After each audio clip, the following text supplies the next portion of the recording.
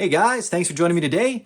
I guess a quick shout out to the ladies that are there too. There aren't many of you, but I think according to Google Analytics, there's roughly 4% or so. So keep with me there. Tell your girlfriends that are into guns. You know, it's a good thing. It's a good thing. Anyways, I'm just grateful you guys are here. We're gonna talk about a really cool gun today, the SIG 553.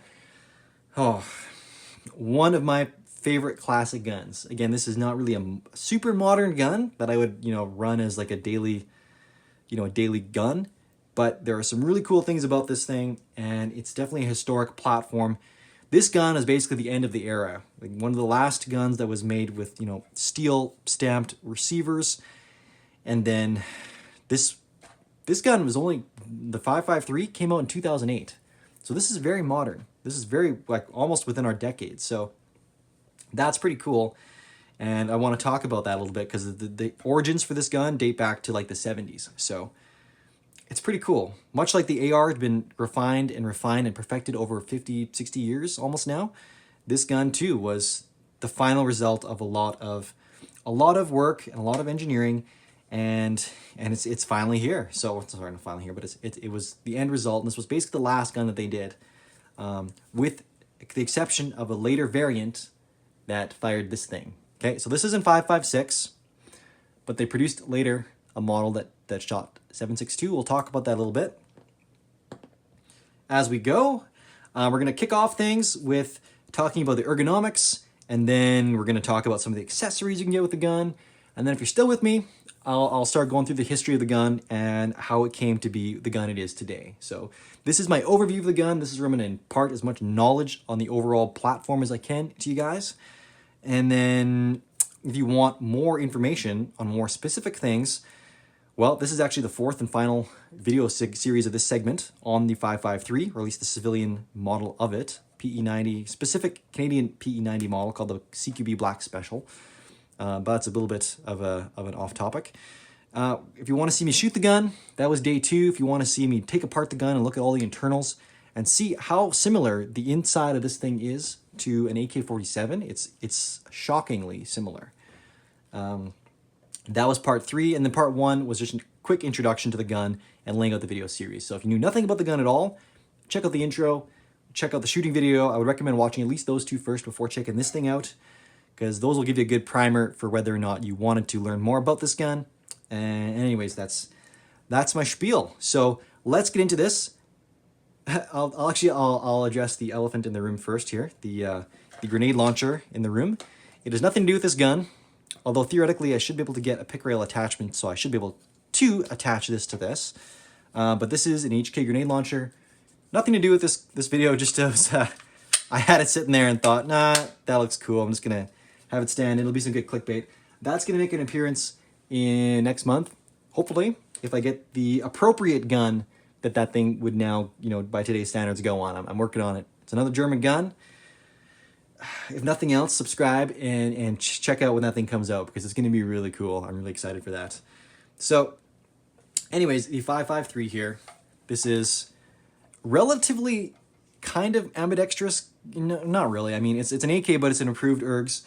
So we've got our ambidextrous safety, flapper lock mags, polymer mags, and actually you can link these mags together, but I will get to that in the accessory area. Side charging handle, just like an AK, so that's pretty cool. Again, the flapper lock. Bolt release though, this is cool. So there's a bolt hold open on this gun. So you can reach up underneath, lock that back, and then we've actually got a bolt release here. So that's pretty cool. Just push it up, kind of like it works on an AR system, kind of. And then it's going to drop your bolt forward. Really nice system. Again, your ambi safety, and that's pretty much it for controls. We do have a folding stock, which is really nice. There's no buffer system in the stock either, so you can shoot while folded. And then this one doesn't retain like this. This is their telescopic version. They released this after the fact. There was just a folding initial version, which was this guy. But again, we'll get into that a little bit later. Suffice to say, this thing pulls out. It's only got the one position. And then if you fold it back, it's going to lock into this little tab right here on the front handguard. So just pop that in, it's going to lock, pop it open, and that's that. So those are the ergonomics for the gun. Now let's talk a little bit about some of the internals, some of the highlights. This is the 5.53. It's got a little bit different system than the 5.52. It was an improved system. Made it similar, basically made it similar to the system that the 5.51 and the 5.50 already used. And it kept everything nice and compact up in here in terms of the recoil spring. It got wrapped around the piston, and it's all a self-contained unit now, which is really nice. The 5.52, the predecessor to this gun, when you hinged open the rear, basically it just shot out. So that was a little less than favorable. But the 5.53 is kind of where it's at. So the other distinctive difference between a 5.52 and a 5.53 is going to be the charging handle. The 5.52s have this little spigot, just metal pin there that you grab and you move, whereas this one is once again the rubberized charging handle that the 5.5 and the 5.50 and 5.51 made use of. So kind of just a cute little anecdote for if you want to look through pictures, and that way you can identify correctly a 5.52 from a 5.53. Otherwise, externally, there's no difference. Same length barrel, 8.9-inch barrel. There is a longer version that has a 13.7-inch barrel, I do believe. It'll have it basically gives you the ability to fire rifle-launched grenades, rifle-fire grenades from this platform, as well as mount a bayonet. Because on this one here, well, I have no ability to do that.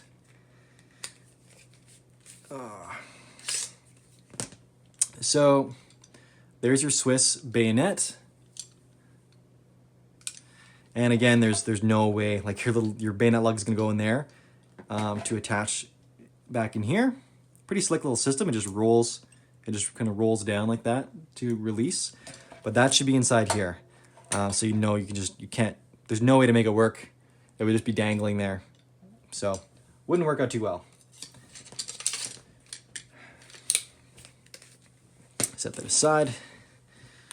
And the other big thing I want to address internally was just the fact how much like an AK-47 this really is. I had a Valmet M78 Champion 762 or 39 handy for my disassembly video, so I went through that and I really explored the similarities. But once you reassemble the bolt carrier and piston system outside the gun, it's just uncanny how similar they are. So definitely they borrowed a lot of design influence from the Valmet series of rifles, or from the AK series of rifles rather, when they were designing this gun. So pretty cool indeed. So accessorizing, this is the flat top upper model. There's also a model with a built-in diopter sight, rear diopter sight that would look much like this. This is just an aftermarket HK diopter sight, but it would be on the rear of the gun like this, and a front hooded sight as well. And that was the original, those are the original sights that came with the gun.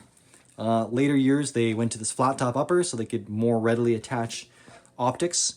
There was a method of attaching optics and even attaching a pick rail to the old guns, but this kept everything lower because the old system did bring up your height a little bit. So this one has the integrated flip-up sights, so this just flips right back into the rail.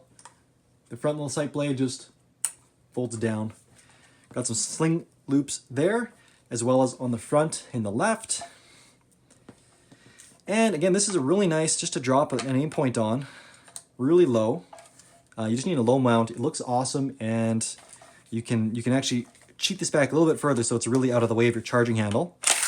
Because that's, well, I mean, you're not going to really, even another couple slots back, it's still going to be a little bit in your way. Let's actually see how far we can get this back. That's about as far as we can make it. That's pretty good. That's basically going to clear it. Oh yeah, that's perfect. So that's kind of a neat little setup. And again, at that optic height, your cheek weld is really nice. It's just a really nice line of sight for this guy. And then you've got different stocks. I'm not going to pop the stock off today, but it is very simple. You just press the button, fold it over, and well, rather on the inside, I guess. On the inside, there is just a bolt. This one is quite tight, if I remember. Oh, it's not bad. Where am I getting my information from here? No, I'm thinking of the 540 design. The 540 design is unbelievably easy to swap stocks. This one, the folder is built into the rear of the frame here. You require taking more of the gun apart to get apart, but for these ones, you basically just drive this pin out and then you can swap the stock. It is a little bit more work, but this is what it looks like on just, you know, with the stock removed. This is the standard stock that comes with the guns, you know, 550, 551, 552, 553. This would be one you'd buy after the fact if you wanted that telescopic motion. And this is a SIG cheek riser.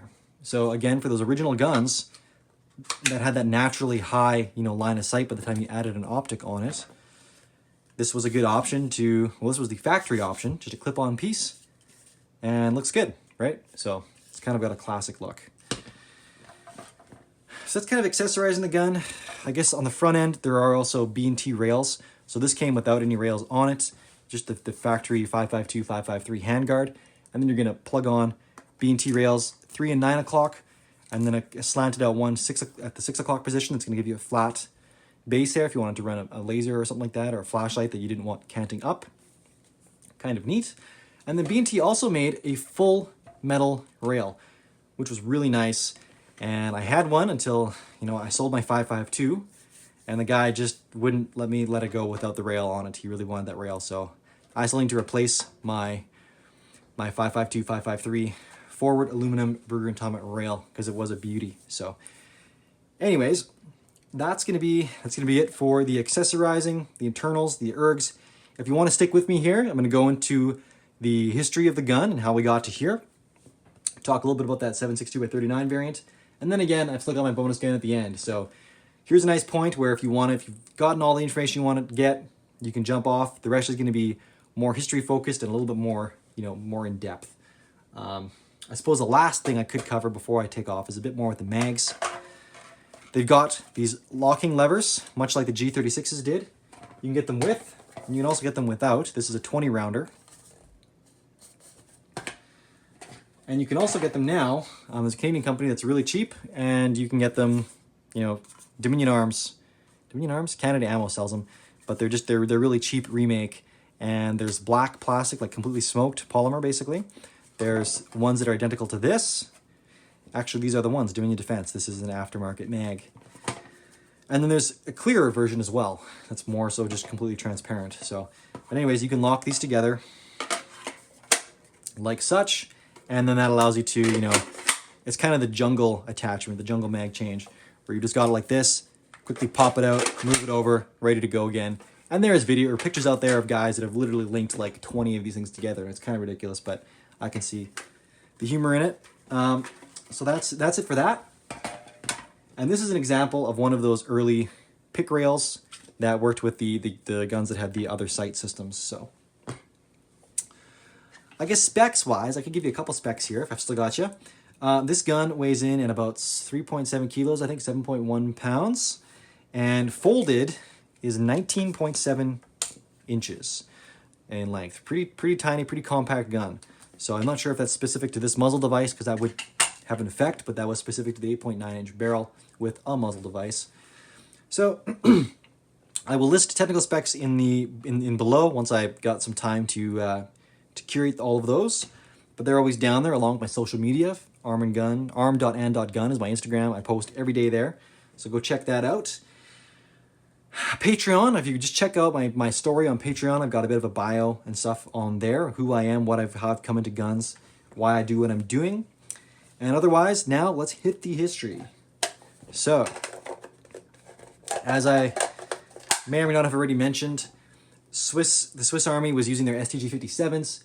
Big, kind of beautiful boat anchor of a gun. I definitely have a soft spot for them. I definitely can appreciate them, but I know a lot of guys think that they're just the ugly duckling of the Swiss rifles. But really cool gun. And but it was a honking big gun.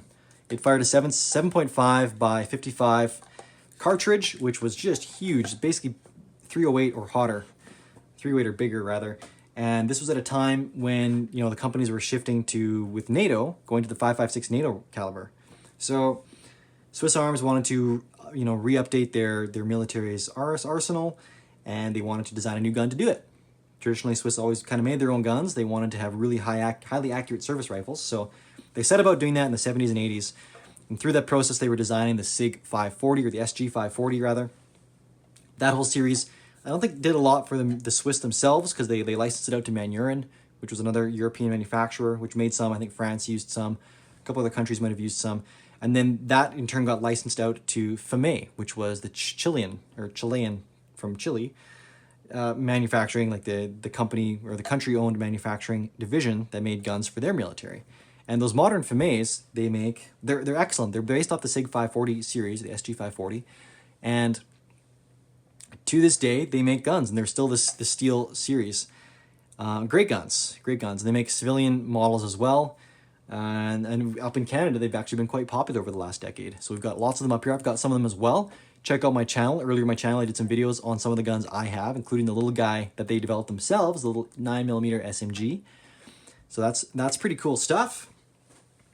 So anyways, Switzerland wants their gun. I think it's in 1983, they kind of settled on the 541, which I think was about the last, it was like the redesign of the 540 series. It was a carbine length. This is being shorter. This is like a commando CQB length. But the carbine length, they decided, okay, that's going to be the new gun. Then they decided it's going to be called the 550, and then they went to work doing a little bit more designing and tweaking on it. And in 1986, they started production. So and then by the time 1990 rolled around, 1986 production, 1990 was when the Swiss military formally adopted it as the stgw90. That's where we get that designation from, because it was a service rifle that was adopted in the 90s. I think over 600,000 were built for military use. And then they also made some for civilians as well. I think it was called the PE90, was a semi-automatic only version for sport shooters. A lot of people in Switzerland use them, in Europe. And then they also found some love in Canada as well. That's how I've got a future variant of that line. This isn't a full auto. This is just a safe and single fire gun. But mine would have come down from that lineage as well. I think there were some other tweaks for the Canadian specific guns, because it couldn't be a true variant of the 550, which had been previously banned. So it's a bit different. I think it's designed specifically off of that 541, which predated the 550, but I'm not 100% sure there. Anyways, for my model, it's called the Black Special CQB. Black Specials and classic greens, because they also came in like a grayish finish, was a military finish, and that came with either black or green furniture. But the grayish finish gun with the green furniture would have been the military, the original military gun. But anyways, those both came into the country. We got some of the other PE90 style ones too, like the Blue Star, the Red Devil. There's also a Yellow Star, I think, as well. But literally, the receiver is painted bright yellow. It's pretty cool. Something else. Anyway, so there's that. They also released a cool winter series, or sorry, not winter series, but seasonal series. There was a winter, summer, spring, and fall gun, and they look really cool. The summer one is particularly, I think, had like carbon fiber finished, furniture, or at least it was textured in that sense. It was really neat stuff. I think they made 200 sets, and only 5 of those 200 came to Canada, but a set being 4 full rifles. Anyways, that's a little bit into the weeds. So, 1990, 600,000 of these guns, and that's the 550. They start producing the 551, and then they start producing the 552 after that, which is this little shorty guy, because they wanted one for their rear echelon troops, whether those be transport people, paratroopers, helicopter pilots, that kind of thing, right? They wanted a small, compact gun, and that's where the 552 came in. And that was released 1998, okay? And then they realized those issues with the recoil spring and system like popping out the back, because it was a different system used for that gun. And they wanted to do better with it. So by 2008, they designed this gun, the 553. So again, like I said, 2008, gun is really only 11 years old at this point in time. It's really cool that they continued to build and perfect on that platform as time went on. And because I love this thing. I think it's such a classic gun. It is really nice. The size is really nice. It's a really nice shooter for being a 223 or a 556 SBR, which can be harsh. So that is quite nice. I think it's an awesome design. It's unique by today's standards, I think, and I think they did a lot with it, and they drive excellent accuracy out of this gun. I do need to take this gun back to the range again and do an accuracy specific video, because these guns were known for, I think, 0.73 MOA, at least the full size ones with the 20 roughly inch barrel. But I don't see why this shouldn't be able to maintain that accuracy within 100 yards too.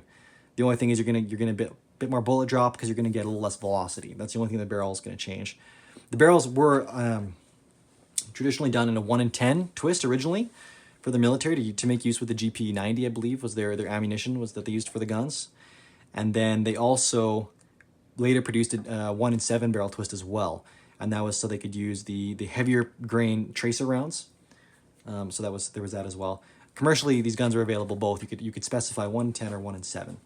1 in 7 would be better for stabilizing your 77 OTMs. 1 in 10 isn't quite enough. So, or is a bit too, yeah, it isn't quite enough. So, at any rate, that's kind of the history of the gun. After this gun, again, this gun also was available in a 13.7, the longer barrel version, so you could still do the rifle fire grenades and the bayonet. And then it was the 5.53, I think R was the designation. They came out with one that fired 7.62 by 39. Pretty cool, pretty cool. That would have taken, and it literally took AK mags as well, and I believe. So pop that right in. AK mag, just all kinds of cool. So I think that's pretty slick. That was a cool idea. I'd love to get my hands on one of those at some point. There's also a scaled up model, the 751 Sapper SAPR. I think it's called something like that. Larry Vickers did a video on it not too long ago. There's like 1 or 2 of them in the States, and he got his hands on one and did a quick video of it. And that thing is just, I would love to own one of those. A couple other things, just while I'm circling back here, there's a couple things I forgot with the accessorizability, the modularity of the gun. A clever lad in Canada, his company name is GS Design, I think his name is Alex.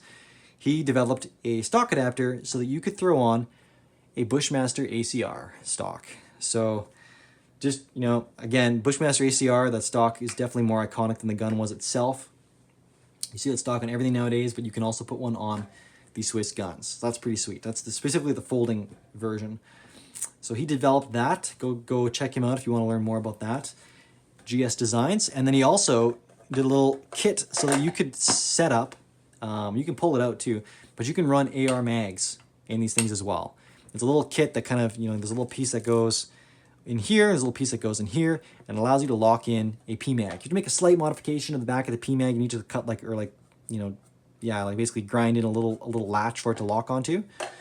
But that's it. And then it works with AR mags, and it's pretty sweet. I gotta tell you, I should probably do a video at some point with that, with an ACR stock, just as a bit of a shout out to that guy. So at any rate, I think I've talked more than enough about this gun. I do really like it, and I will be showing it off more in my content going forward.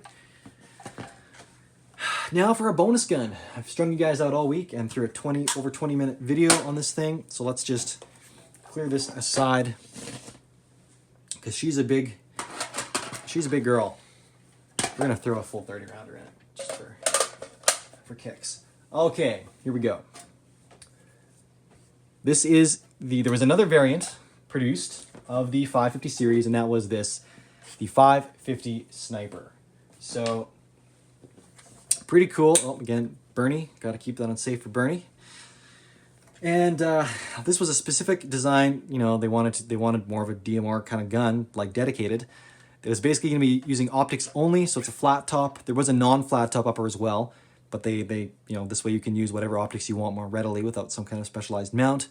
It's a bit lower as well, so this is the flat top model. They completely did away with the front sights.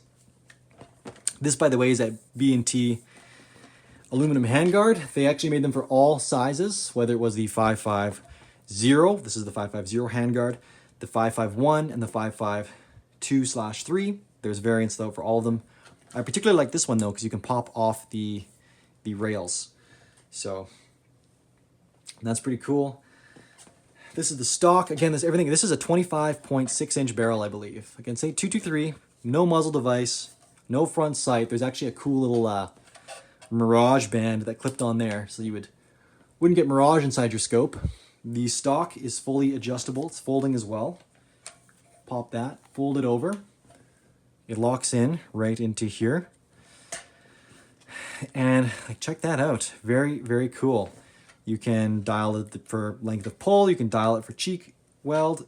I'll do a full video on this thing at some other point in time. Again, this is a classic green, rather, with the sniper furniture put onto it, as opposed to a true sniper. I'm just going to say that for now. Though the trigger mechanism as well was redesigned for this gun. It's got an unbelievably light, well, I guess I'll I'll clear the gun before I pull the trigger. Okay, so we're clear. But the trigger is just unbelievably gorgeous. So that's your take up. And then break, and then barely any over travel, but it just breaks, and it's so feather light. I love it. So really smooth shooting gun, of course. Same system, everything else is the same. Otherwise, just the internals, you know, it's longer. So we'll get into this gun in a deeper dive, you know, series later sometime in the new year. I just wanted to kind of tease this gun here, and again, you can see I've layered on the electrical tape there just to serve as a you know, a buffer between the steel receiver and then the ejecting brass, so it doesn't ding it up too much. So that's it, guys. That's my spiel for today. Please like, subscribe, comment. That all helps me out. And that's it. That's all I got for you. Arm&Gun out. Merry Christmas.